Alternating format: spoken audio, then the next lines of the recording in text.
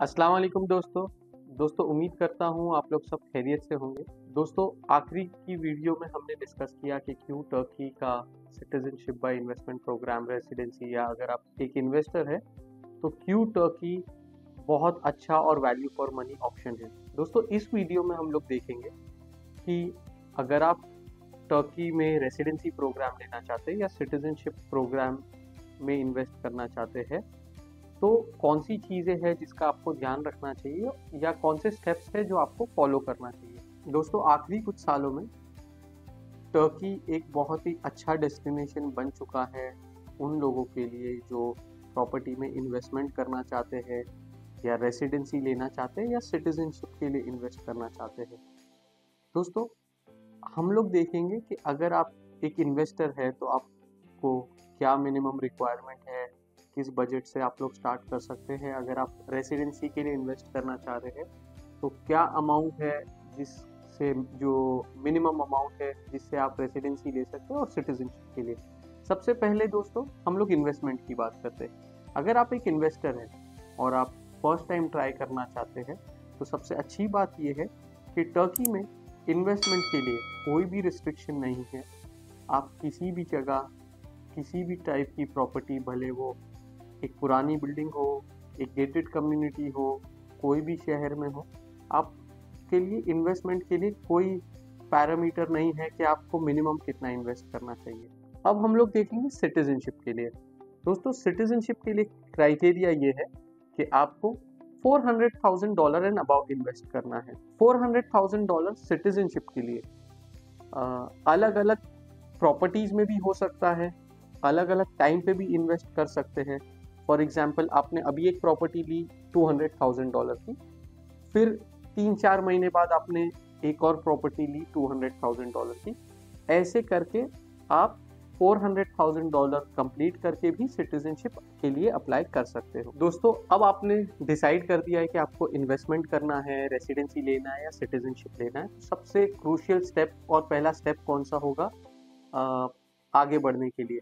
दोस्तों आप पहले ये डिसाइड कर ले कि आप रेसिडेंसी ले रहे हैं या फॉर एग्जांपल सिटीजनशिप के लिए चाह रहे हैं तो आप किस टाइप की प्रॉपर्टी लेना चाह रहे हैं। और इसके लिए मैं हमेशा चाहूँगा कि आप 2 से 3 प्रोफेशनल एजेंसीज को हायर करें, उनके साथ डिस्कशंस करें और आपको उनमें से 2 या 3 लोग जो आपको लगे कि ये 2 से 3 लोग मेरी रिक्वायरमेंट समझ रहे हैं और मुझे जिस तरीके से चीज़ें चाहिए उस तरीके से चीज़ें ऑफर की जा रही है, तो आप बहुत ज़्यादा लोगों के साथ मिलके कंफ्यूज होने से अच्छा आप 2 से 3 प्रोफेशनल एजेंसीज के साथ डिस्कशंस करें, उनके साथ समझे कि कौन सी सिटी अच्छी है, कौन सी सिटी में कौन से डिस्ट्रिक्ट्स होने चाहिए, वो डिस्ट्रिक्ट्स क्यों लेना चाहिए आपको।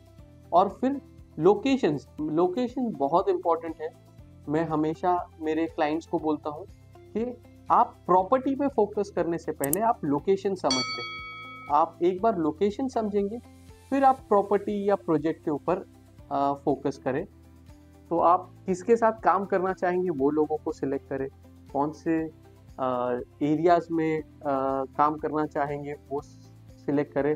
मैं फॉरेनर्स को हमेशा ये रिकमेंड करता हूँ कि फॉर एग्जांपल अब आप अगर स्टार्ट कर रहे तो सबसे पहले एग्जिट स्ट्रैटेजी के बारे में पूछे कि आज ये मैं ले रहा हूँ, कल को मुझे 2 साल 3 साल 5 साल बाद बेचना होगा तो मैं किस तरीके से एग्जिट करूँगा। आप एंट्री करने से पहले एग्जिट्स के रास्ते अगर आपको क्लियरली समझ में आए कि हाँ यहाँ पे ये रीज़न है इस लोकेशन में कि मेरी प्रॉपर्टी में ईजीली सेल कर पाऊँगा, मैं लिक्विडेट कर पाऊँगा, वो एरियाज आप पहले शॉर्टलिस्ट करें। आप कौन सी प्रॉपर्टी आपको सबसे इजी होगी लिक्विडेट करने के लिए, उसके बाद में आपको कौन सी प्रॉपर्टी ज़्यादा हायर रेंटल रिटर्न्स देगी, कौन सी प्रॉपर्टी सबसे ज़्यादा कैपिटल अप्रिसिएशन देगी, आप वो एंगल से भी ज़रूर देखें। इसके बाद में वो ये प्रॉपर्टीज सिटीजनशिप के लिए या रेसिडेंसी के लिए क्वालिफाई होती है, वो एंगल भी देखें, उसके ऊपर भी आप एक व्यू ले प्रोफेशनल। दोस्तों जब आपने अपना जहन बना लिया है कि ये 2-3 प्रॉपर्टीज या ये प्रॉपर्टी है जिसके लिए मैं जाऊंगा, इसके बाद का स्टेप जो बहुत ही इम्पोर्टेंट स्टेप है और मैं हर फॉरेनर को ये ज़रूर रिकमेंड करता हूँ कि आप एक टर्किश लॉयर को अपॉइंट करें और लॉयर आपको किस टाइप की सर्विसेज किस चीज़ों में असिस्ट करेगा वो डिस्कस करें। ये बहुत इम्पॉर्टेंट है कि आप स्टार्ट में प्रॉपर्टी शॉर्टलिस्ट करते टाइम पे ही लॉयर को शॉर्टलिस्ट कर ले और उसके साथ आप उसको एनरोल कर ले। इसका रीज़न ये है, मैंने बहुत सारे फॉरेनर्स को देखा हूँ सिटीजनशिप के लिए फॉर एग्जांपल वो 2 प्रॉपर्टी लेना चाहते हैं, तो पहली प्रॉपर्टी लेते टाइम पे एजेंसी या कंसल्टेंट के साथ में ही काम करके उसको फाइनलाइज कर देते हैं, वो प्रॉपर्टी भी खरीद लेते हैं। जब पूरी परचेज खत्म होते हैं तब जाते हैं वो लॉयर के पास और तब लॉयर को हायर करते हैं। मैं हमेशा मेरे क्लाइंट्स को बोलता हूँ कि लॉयर्स अगर पूरा प्रोसेस खत्म होने के बाद भी आपसे एक फॉर एग्जांपल एक अमाउंट लेंगे, तो अगर आप उनको स्टार्ट में भी अगर आप उनको एनरोल करेंगे तो वो सेम अमाउंट लेते हैं, उनकी कॉस्ट में फ़र्क नहीं आता है।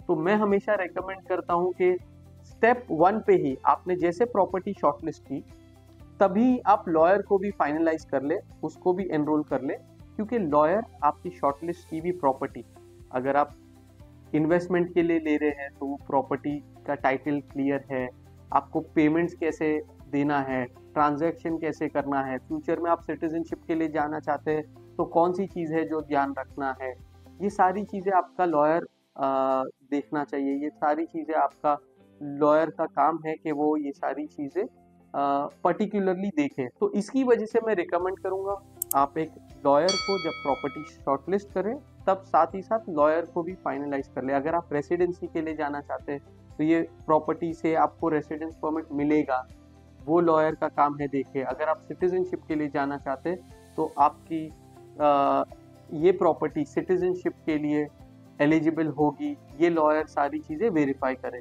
दोस्तों अब आपने एक प्रॉपर्टी शॉर्टलिस्ट कर ली है, आपने लॉयर को भी एनरोल कर लिया है, अब आप प्रॉपर्टी के लिए कॉन्ट्रैक्ट बनाएं।